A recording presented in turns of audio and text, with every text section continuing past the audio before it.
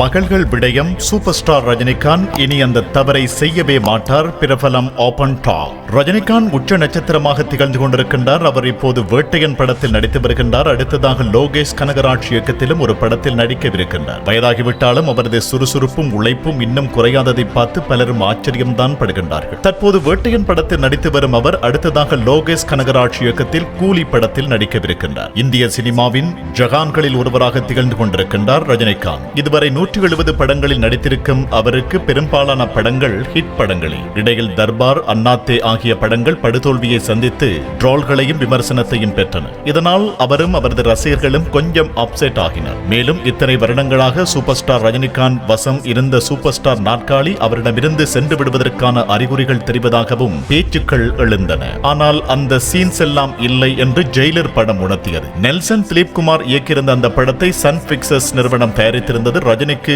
ஏற்றபடி சீன்கள், திரைக்கதை என ஒவ்வொரு விஷயத்தையும் நெல்சன் பார்த்து செதுக்கியிருந்தார். இதன் காரணமாக படம் மெகா ஹிட் ஆனது. உலகம் முழுவதும் 700 கோடி ரூபாய் வசூலித்ததாகவும் சன் பிக்சர்ஸ் நிறுவனம் அதிகாரப்பூர்வமாக அறிவித்தது நினைவு கூறத்தக்கது. ஜெயிலர் படத்தில் நடித்துக் கொண்டிருந்த போதே 2 படங்களில் லைகா தயாரிப்பில் கமிட் ஆனார். அதன்படி லால் சலாம் படத்தில் கேஸ்ட்ரோல் ஏற்று நடித்தார். படம் சமீபத்தில் வெளியாகி படுதோல்வியை சந்தித்திருந்தது. ஜெயிலரில் பிடித்ததை இதில் விட்டுவிட்டாரோ என்று அவரது ரசிகர்கள் ஏக்கமடைந்திருந்தனர். இருந்தாலும் ஞானவேல் இயக்கத்தில் அவர் நடித்து வரும் வேட்டையன் படத்தின் மீது ரஜினி ரசிகர்கள் அதீத நம்பிக்கை வைத்திருக்கின்றனர். அடுத்ததாக கூலி படத்தில் நடிக்கின்றார். இதற்கிடையில் ரஜினிகாந்துக்கு 2 மகள்கள் இருக்கின்றார்கள். 2 பேருமே இயக்குநர்கள் தான். ஆனால் இதுவரை ஐஸ்வர்யா இயக்கிய 3 வை ராஜா வை, லால் சலாம் ஆகிய படங்கள், 2வது மகள் சௌந்தர்யா இயக்கிய கோச்சடையான், வேலையில்லா பட்டதாரி 2 ஆகிய படங்களும் படுதோல்வியை மட்டுமே சந்தித்திருக்கின்றன. இதன் காரணமாக அவர்கள் 2 பேரும் ஒரு பெரிய வெற்றிக்காக ஏங்கிக் கொண்டிருக்கின்றார்கள். ரஜினிகாந்த் கொடுத்த வாய்ப்பையும் வீணடித்து விட்டார்கள். இந்நிலையில் நடிகர், தயாரிப்பாளர், பத்திரிகையாளர் என பன்முக திறமை கொண்ட சித்ரா லட்சுமணன் இது குறித்து பேசுகையில் சௌந்தர்யா கோச்சடையான் என்ற தோல்வி படத்தையே ரஜினிக்கு கொடுத்தார். ஐஸ்வர்யாவுக்கு வரிசையாக 2 படங்கள் தோல்வியடைந்தன. அது நல்ல பாடத்தை அவருக்கு கற்றுக் கொடுத்திருக்கும் என்று